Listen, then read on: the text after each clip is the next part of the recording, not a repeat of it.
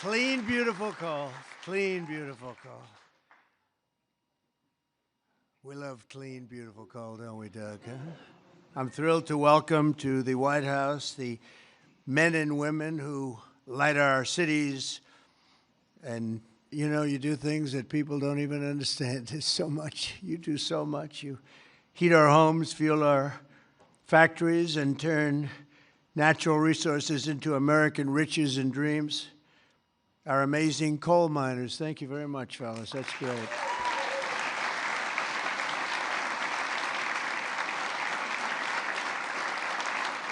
And I know you well. I know you well. I think I got about 97% of your vote. And you wouldn't want to do anything else. You wouldn't switch with a guy who had a beautiful penthouse apartment on Fifth Avenue. You wouldn't switch with that was me. I had a nice, easy life. And now I decided to do this. But you know what? We just hit the highest price in the history of the stock market, $50,000. And a lot of people are getting rich with your 401ks and everything else. So our country is back. We have the hottest country anywhere in the world. So it's pretty cool, right? So I want to just tell you, I really appreciate you being here. You're special people. You got mistreated very badly for a long period of time. But you've never had a better friend in the Oval Office than me. And I'm proud to officially name the undisputed, when did this come out, Mr. Speaker? The undisputed champion of beautiful, clean coal. We have to proceed. Always, I don't use the word coal. You know, it needs a PR job because it had a bad reputation for a while. So we're not allowed to say the word coal anymore. It has to be preceded by beautiful, clean coal, okay? We're cleaning it up. Very good. And we're delighted to be joined by Secretary Doug Burgum, who's done a fantastic job from the great coal mining state of North Dakota. And thanks as well to Speaker of the House, Mike Johnson, a fantastic guy who's doing a great job. Thank you, Mike. EPA Administrator Lee Zeldin. He's our secret weapon. He's getting those approvals done in record-setting time. True. Great Senators John Barrasso and Jim Justice. Thank you very much for being here. Hi, Jim. Been a long time, Jim. You're looking good. Shelley Moore Capito. Thank you, Shelley. Thank you very much, darling. Marsha Blackburn, Bill Hagerty, Ted Budd, John Husted, Bernie Marino, and David McCormick, all here, great senators, every one of them, great senators, representatives of the House, Jim Baird, Troy Balderson, Andy Barr, Dave Taylor, Warren Davidson, Troy Downing, Morgan Griffith, Brett Guthrie, Harriet Hageman, Mike Kelly, Dan Muser, Scott Perry, Carol Miller, Dana Harshberger, and Riley Moore. Boy, that's a good group of people. We have some others in here, too, and I'm not going to say it's just too many. Don't get angry at me. I'll never get their vote again. It's very dangerous. I also want to thank the president of the Washington Coal Club, Michael Day, CEO of the National Mining Association, Richard Nolan, along with many of the greatest business leaders in this powerful industry and a great industry it is. But of course, the most important people here today are those who get their hands a little bit dirty to keep America running at full speed, our frontline coal workers. And I'm pleased to report that in the first year of my presidency, real wages for the typical miner increased by more than $2,200. I'd say that's pretty good, right?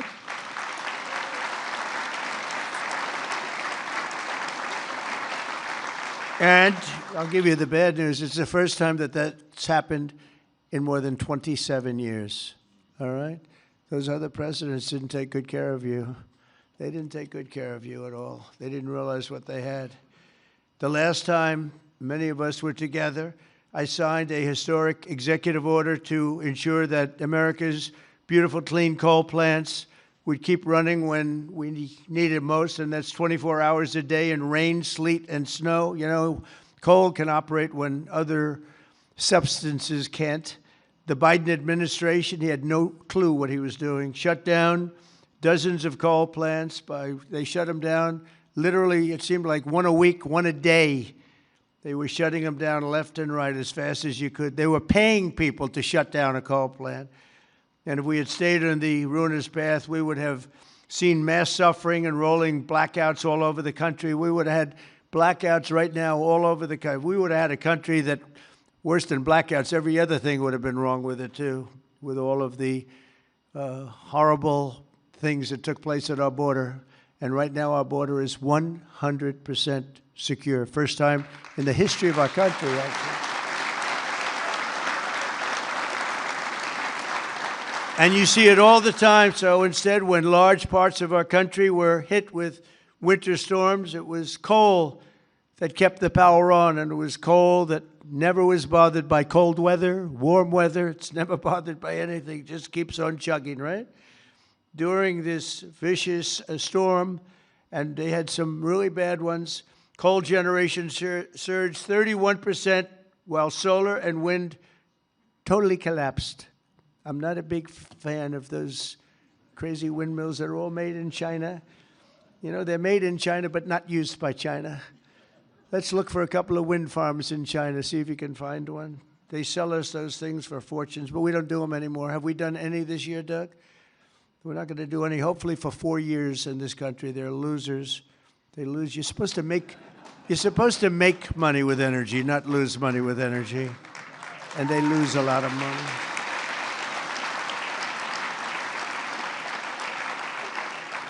And by the way, they're all over Europe. And, you know, I was recently there, and it's not recognizable what they've done to their beautiful fields and those beautiful, beautiful scenic areas. And they put those wind turbines all over the place, and they're chugging, chugging, chugging, not doing a damn thing, except every time it goes around, it loses a fortune. It's horrible.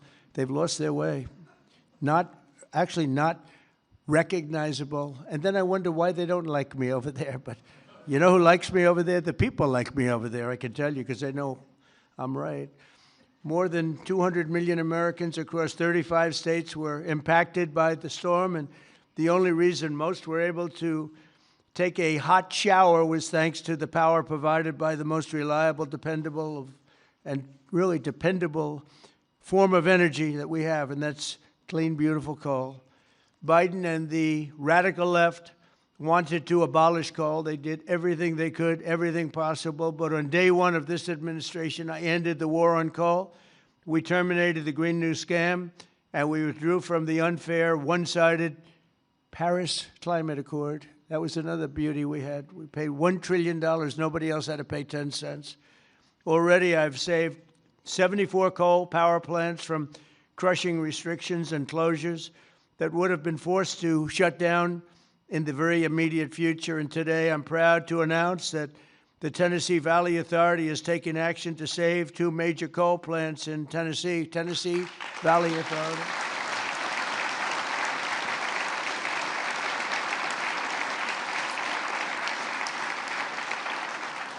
The plants are the Cumberland Fossil Plant and the Cumberland City. It's in Cumberland City. It's a big, beautiful thing that they just wanted to shut down. You know, the Tennessee Valley Authority has gone in a very stupid, very bad direction. The head of it, it's considered sort of semi-private. It's supposed to be semi-public, but it's semi-private. It's the highest paid government-type official in history. I think they pay them $10 million a year. They're paying them $10 million. I think the Speaker of the House wants to resign and head the Tennessee Valley Authority. And he could do a much better job, I can tell you that. Is that right, Doug? They pay him $10 million a year. Can you believe it? Well, Trump is on the scene now. We're going to make his life miserable. $10 million. I wonder what he got before he got that job. Probably making $150,000, right? And the Kingston fossil plant in Harriman, Tennessee, so they're going to remain open, and they're going to be vibrant. They're going to be improved, built up, and continue to do all the things that they do. These 2 plants were slated for termination, but we're going to save over 450 jobs by keeping them going and going strong. In addition, I'm directing the Department of Energy to issue funds to coal plants in West Virginia, Ohio, North Carolina, and Kentucky to keep them online and keep those plants open. Right, Jim?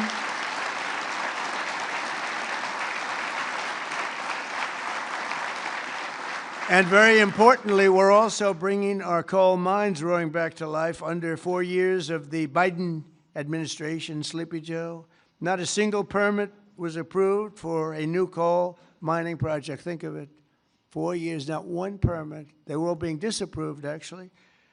So not a single permit was approved. I didn't know that. But in 1 year of Trump, we've already approved over 70 permits for very big, very powerful mines that are going to be with us for many, many years to come. And we did that over the last 30 days. We did more than half of them because we have the system going now. It's a very reliable source, great source.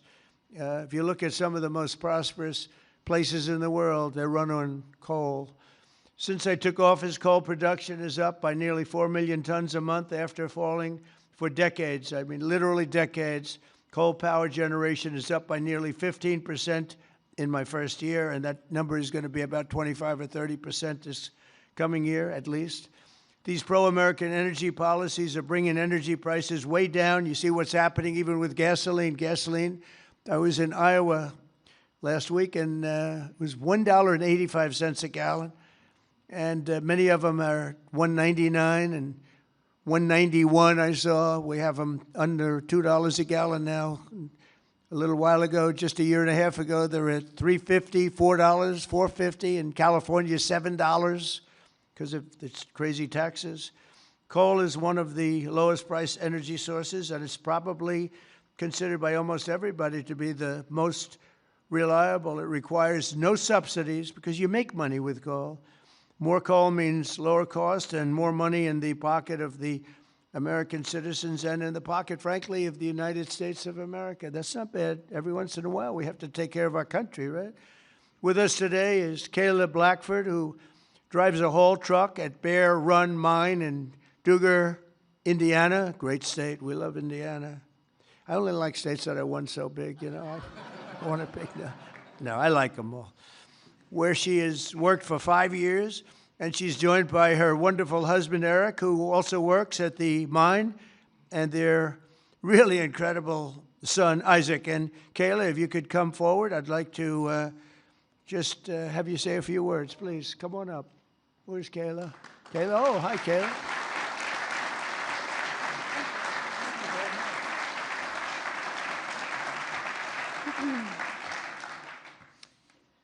Thank you, Mr. President. As he said, my name is Kayla Blackford, and I am so proud and honored to be here today representing Peabody and coal miners across this country. My husband and I both work at Bear Run Mine in southern Indiana. I drive a haul truck, and I train others on this large piece of equipment. A haul truck is used to move rock or coal and is capable of carrying loads of nearly 250 tons. The tires are 12 feet tall. When I stand next to one, I barely reach the middle of the tire. It's the best job I've ever had, and not just because of the cool mom points I get for driving big equipment. My job supports my family. It supports our community, and it keeps the lights on and electricity affordable, not just in Indiana, but across the country. As demand increases and our lives become increasingly electrified, America needs to generate more electricity, not less. For years, coal miners have felt the weight of policies that made our future uncertain. Over the past year, that weight has begun to lift. My son, Isaac, who's here today,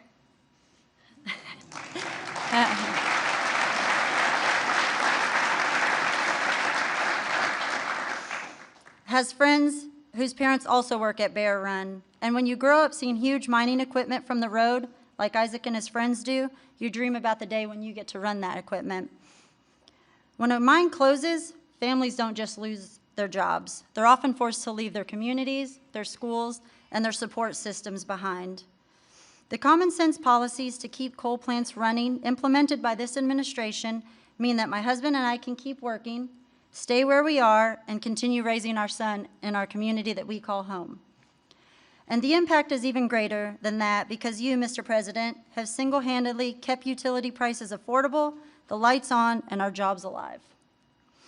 We are real people under these hard hats. On behalf of America's coal miners, thank you, Mr. President, for recognizing the value of coal and the value of the people who power this industry every day. Thank you, Thank you so much. So nice to meet you. Thank you very much for all of take that.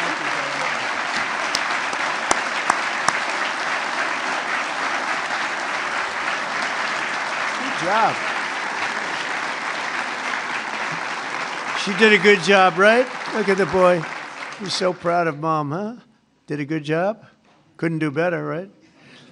Anyway, thank you, Kelly. That's really nice. Thank you very much. Coal is also critical to our national security, vital to everything from steel production to shipbuilding and artificial intelligence. It's incredible what's happening with coal.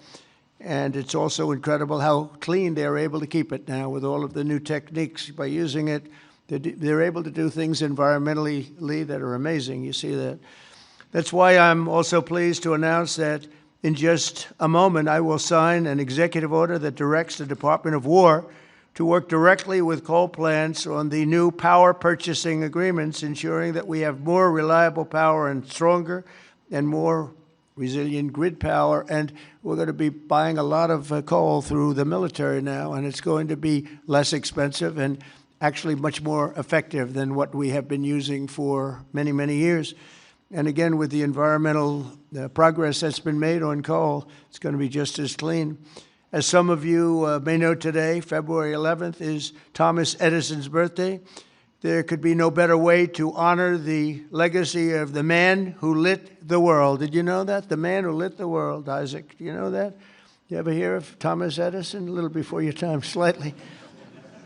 But then to reaffirm our commitment to American energy independence and the American energy dominance. We're going to be dominant, and we are dominant right now. We have a new group of people that we're very close to, become very close to, and that's called Venezuela, where we're taking in this case, oil. We had 50 million barrels of oil that we have floating right now to Houston to be refined, and we're getting energy from all different sources, and so oil and gas is fantastic. So many of them are so good, but we're not going to use the bad ones. America is now the #1 energy producer in the world. We are by far #1. In fact, we're very soon going to be #1 by double what #2 is. And under our leadership, we're becoming a massive energy exporter. In just the past few months, we've made historic trade deals with Japan, Korea, India, and others to increase our coal exports dramatically. We're now exporting coal to all over the world, and the quality of our coal is supposed to be, I'm not an expert in coal, but I've been very good to the people that are. The quality of our coal is supposed to be the finest anywhere in the world. From West Virginia to Wyoming, from Ohio to Montana, and all across the country, we're lifting up our hardworking American miners like nobody has ever done before. We're bringing down costs of American consumers, and together we're making the most of the magnificent land that God gave us to rebuild the greatest economy and the greatest nation in the history of the world. Another one of my favorite words is the word tariff. You know, tariff is very, I know they want to hear that little story. I used to say it's my favorite word. They said, what about God? What about religion? What about family and your wife, your children? So now I make it my 5th favorite word. Oh, you have no idea. I suffered. Kayla, I was suffering from the fake news media. They were going after me when I said it was my favorite word. So I make it #5, and I think I'm generally speaking okay. They'd like it to be a little bit later than that. But because of tariffs, you saw that it was just announced, our trade deficit has gone down. Now, if you go down 1 point, 2 points, you're like a genius. It's gone down 78%. 78%. Can you believe it? And we have to fight. Right, Speaker? And we have to fight. Just came out. Everyone's saying, that can't be right. 78% reduction in our trade deficit. And next year, we're going to be positive if we keep it all going. We're waiting for a very important decision from the Supreme Court. But I want to thank the speakers here because you have fought with me. You got it very early. Now almost everybody's getting it. But it's numbers that we've never seen. The other thing is breaking 7,000 on the S&P, and very importantly, 50,000 yesterday. 50,000 we broke on the Dow. And if you remember, when I won, they said if he could ever produce 50,000 by the end of his fourth term, by the end of his fourth year, it would be unbelievably successful. Well, we produced 50,000 in excess now, went up today, in excess of 50,000 at the end of my first year. So that's some difference. And that's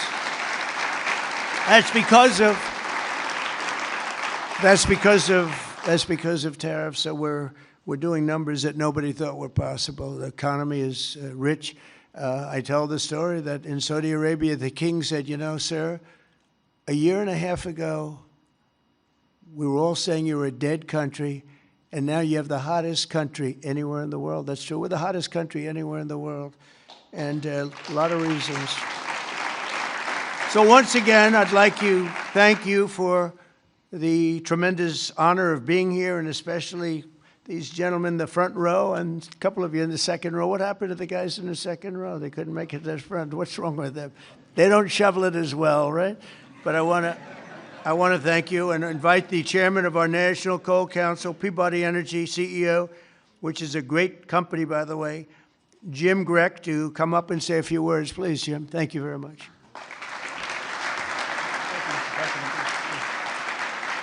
Taylor's a tough act to follow. Mr. President, we stand here today representing the thousands of coal miners across the country to express our deep gratitude to you, sir, for the actions you've taken to support our industry. Your leadership and decisive actions have sent a powerful message. We have a president who, more than any other, deeply understands the importance of coal in supporting the future of this nation. Sir, you know what most people don't. The U.S. has more energy in its coal than any nation has in any single energy source. We have more energy than Russia has in its gas, and we have more energy than Saudi Arabia has in its oil. Yet before you, sir, presidents were afraid to allow coal to help keep electricity abundant and low cost. And Mr. President, that changed with you. We saw the impact of your wise policy in real time during the recent winter storm as temperatures plunged and demand surged. The coal plants you directed to keep open provided the stability and resilience that the grid needed. And today, thanks to your leadership, sir, we are working with your administration on the potential to build new coal-fueled power plants and having coal emerge as a source of rare earth elements and critical minerals that are essential for our national security and economic future. And because of you, sir, the mining towns that once feared for their futures are seeing new investment, renewed optimism, and a sense of pride restored. Families feel more secure, local businesses are growing again, communities that had been written off are reinvigorated. For the thousands of workers across this industry, your support has meant more than policy, sir. It has meant dignity, stability, and the recognition that their work matters in making America great again. So, sir, Mr. President, on behalf of Michael Day, the chairman of the Washington Coal Club, and all the coal miners across our great country, I'd like to ask there's some executives and coal miners that are going to join us on stage, and we are going to present you an award, sir. Oh, that's great. Thank you very much. Thank you.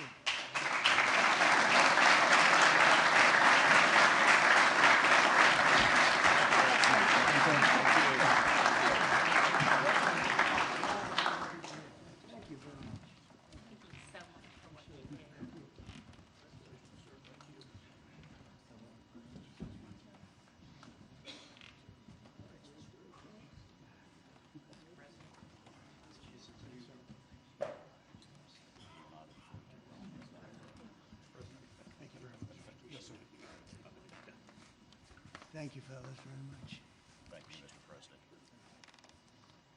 Sir, to show our appreciation, the trophy says the undisputed champion of beautiful, clean coal. Thank you, sir.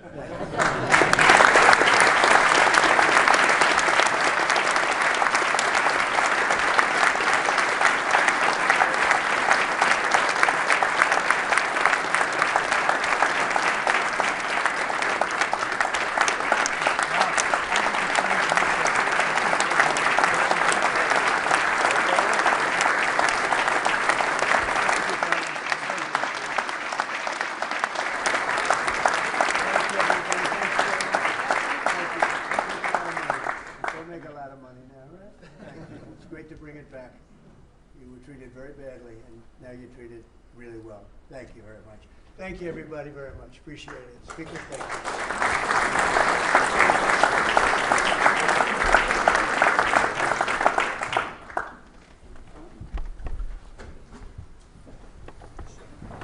We don't use auto pens. There's no auto pen. Okay, come on up. That's great.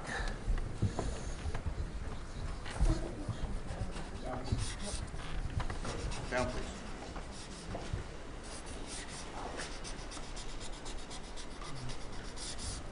Okay. Here you go, fellas. Take these. Take these.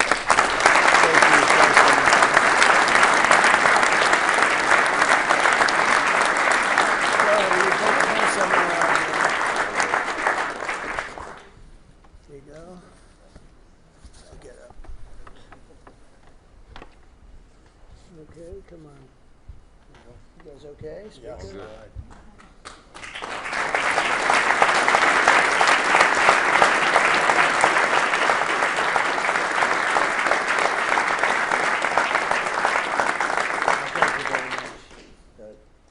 Thank you very much. Good luck. Make a lot of money. Have a good time. Thank you.